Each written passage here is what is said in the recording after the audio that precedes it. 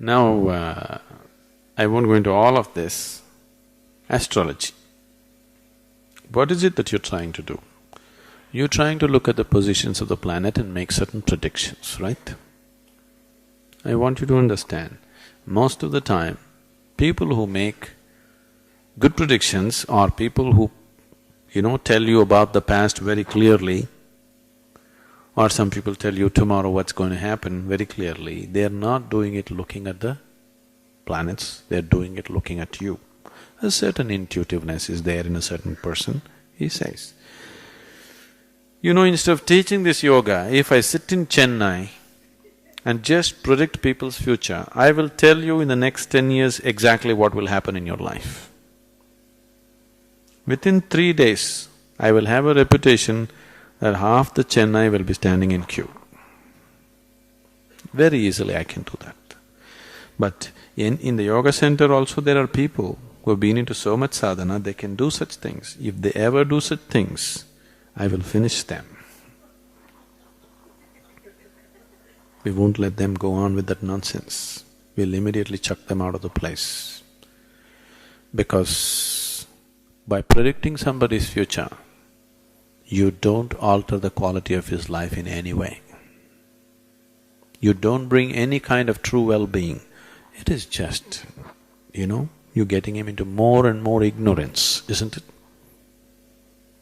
Now if you have the power to know your tomorrow, you will only become more ignorant, more egoistic, more stupid, more harmful. You go by the normal rules, it's okay, you don't have to know what's tomorrow. You are made like this right now, the quality of your life and your own way of being is such, if you know tomorrow today, you will not participate in today, isn't it? Yes or no? Suppose I tell you, whatever you do, you're not going to die, you will do irresponsible things in the world. Or if I tell you tomorrow morning anyway you will die, now you won't participate in today, isn't it? So, you should not know the future. It's not necessary for you to know the future. Can somebody predict? Yes, sometimes. But that's not 100%. It's never 100%. Every object has a certain influence on you. See, right now this vessel, because of its shape and its material, it has a certain influence. It has a certain vibration emanating from it.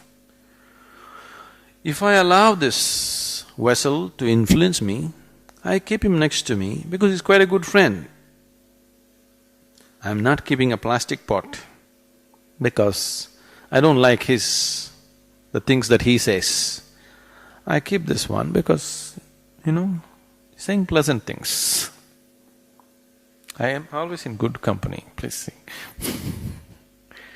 But now if I allow this vessel to influence me too much, slowly I will become like a vessel. This will happen to you.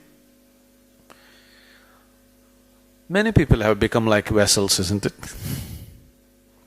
Haven't they? They will let things influence them so deeply, they will become like that.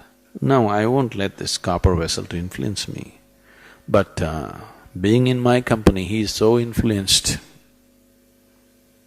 You will see, you take another copper vessel, you give me anything. Right now you give me any object. Just give it to me for 20 seconds. I'll hold it in my hand and give it back to you. It will be different. If you're sensitive, you can feel it is distinctly different. So, the question is just this, will you allow objects to influence you or will you influence the objects? Something else.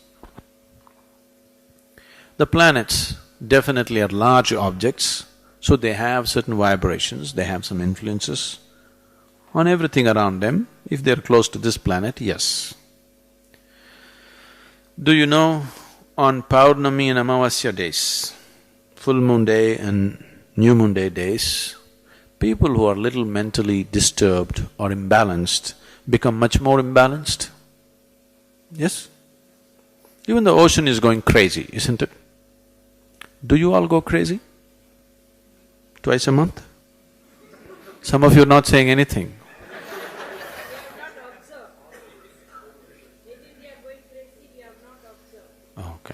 Twice a month if you're going crazy, you would have absorbed.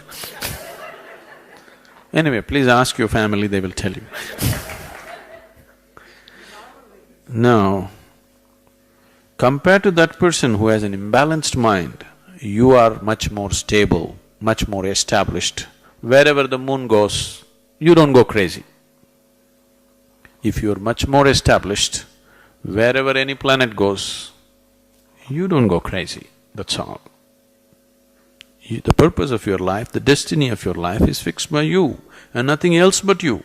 Yes, everything has an influence, but what you make out of that influence is still yours, isn't it?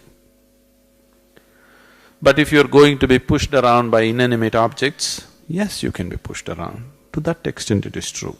I am saying, when the divine is functioning within you, when the creator is functioning within you, why are you allowing inanimate things to influence your life? If you allow this dimension to flower in you, you will see life happens fantastic. Let the stars go anywhere, let the planets go anywhere, you will go only where you want to go. You want to go where you want to go? Or you want to be pushed around by inanimate objects? You must decide that. Now, they're writing it in horoscope and giving it to you how you're going to live. Please tell me, if there is an intelligent person in this room, can you predict what he will do the next moment? He may do something that nobody has ever done, isn't it?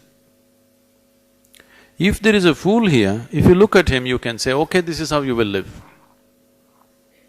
If they have to write it on paper and give you that this is the way you will live, what to do? That means you're refusing to use your intelligence, isn't it?